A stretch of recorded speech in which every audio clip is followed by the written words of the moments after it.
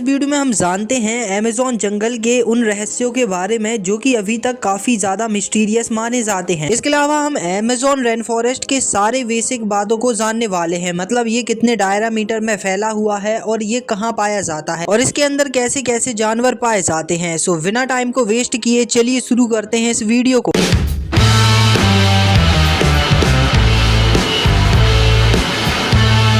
Amazon जंगल का जो location है वो साउथ अमेरिका में लोकेटेड है और इस जंगल का जो अधिकांश भाग है वो ब्राजील में आता है। लगभग 60% भाग इसका ब्राजील में आता है और ये जो रेन फॉरेस्ट है ये इतना ज्यादा बड़ा है कि ये पृथ्वी का 25% ऑक्सीजन प्रोड्यूस करके देता है और इसी कारण से इसे लंग्स ऑफ अर्थ कहा जाता है। और ये जो जंगल है ये सच में काफी ज्यादा इम्पोर्टेंट है हमारे लिए और इस जंगल में कई सारे स्ट्रेंजर्स और बेयर्ड एनिमल्स पाए जाते हैं और ये जो एनिमल्स होते हैं ये कई हद तक ऐसे होते हैं जो इसी जगह पर पाए जाते हैं और ऐसे ऐसे एनिमल्स देखने को मिलते हैं जो कि लगता है कि मानो किसी और प्लेनेट के हों, लेकिन वो होते यहीं के हैं। ये इतना ज्यादा रहस्यमय है तो इसके रहस्यों की भी बात करते हैं जो कि हो सकता है कि लोगों द्वारा बनाए गए हों या फिर सही भी हो सकते हैं और नहीं भी हो सकते हैं। और ये जितनी भी बातें हैं ये सारी ही बातें पहले के टाइम पर मानी जाती थी जब इतनी ज्यादा उस पर रिसर्च नहीं हुई थी। पहले के टाइम पर माना जाता था कि इस पूरे जंगल में एक खोया हुआ शहर है जिसे जेड सिटी करके बुलाया जाता था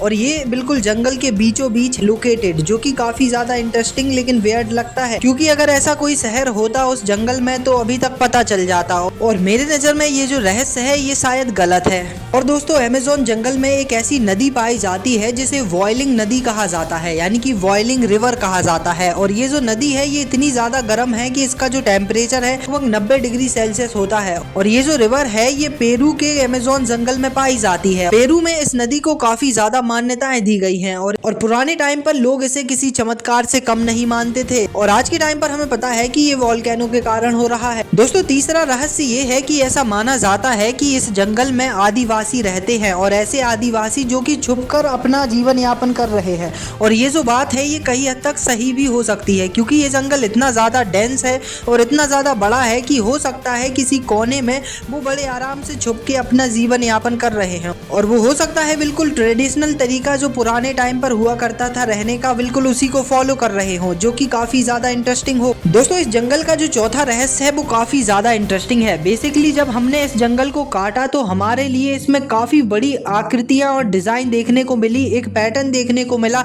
इस जंगल को पूरा काटने के दौरान। और ये जो पैटर्न है ये माना जाता है कि 2000 साल पुराना है और ये जो पैटर्न है ये इतना बड़ा है कि इसको स्पेस से क्लियरली देखा जा सकता है। पैटर्न है ये हो सकता है कि नेचर के कारण बन गए हो और ऐसा भी हो सकता है कि इसे पुराने टाइम पर बनवाया गया हो। और एलियन वाली बात मुझे ज्यादा हद तक सही नहीं लगती है कि एलियन ने उनको बनवाया होगा, क्योंकि अगर ध्यान से देखा जाए तो एलियन ऐसी आकृतियां बना के क्या ही हासिल कर लेते और ये जो पैटर्न है इनसे ऐसा कोई खासा फर्क भी नहीं पड़ रहा है। इन पैटर्न्स का कोई सेंस नहीं बनता कि इनको बनवा के कोई हासिल किया जा सके। और दोस्तों अमेज़न रेन फॉरेस्ट में ऐसे लाखों एनिमल्स हैं जिनकी अभी तक कोई भी डिस्कवरी नहीं की गई है, मतलब ऐसे अननोन एनिमल्स, ऐसी स्पीसीज जिनकी अभी हमने खोज भी नहीं की है, जिनके बारे में हम अभी तक कुछ जानते भी नहीं है। तो तुम क्या जानते हो कि आज के टाइम पर जो मेडिकल दवाइयां हैं वो 25% अमेज़न में पाए जाने वाले पौधों से बनाई जाती हैं और ये जो दवाइयां हैं ये कई बड़े इलाजों में काम आती हैं। और अमेज़न जंगल की जो सबसे ज्यादा फेमस और लोकप्रिय जो एनिमल है वो एनिमल पिंक डॉल्फिन है और ये जो पिंक डॉल्फिन है ये यहीं पर अधिकांश पाई जाती है। सो दोस्तों इस वीडियो में बस इतना ही, मिलते हैं नेक्स्ट वीडियो में जहां हम बात करेंगे और भी अमेजिंग टॉपिक्स के बारे में। तब तक के लिए थैंक यू फॉर वॉचिंग और ऐसे ही चैनल को देखते रहिए और सपोर्ट करते रहिए।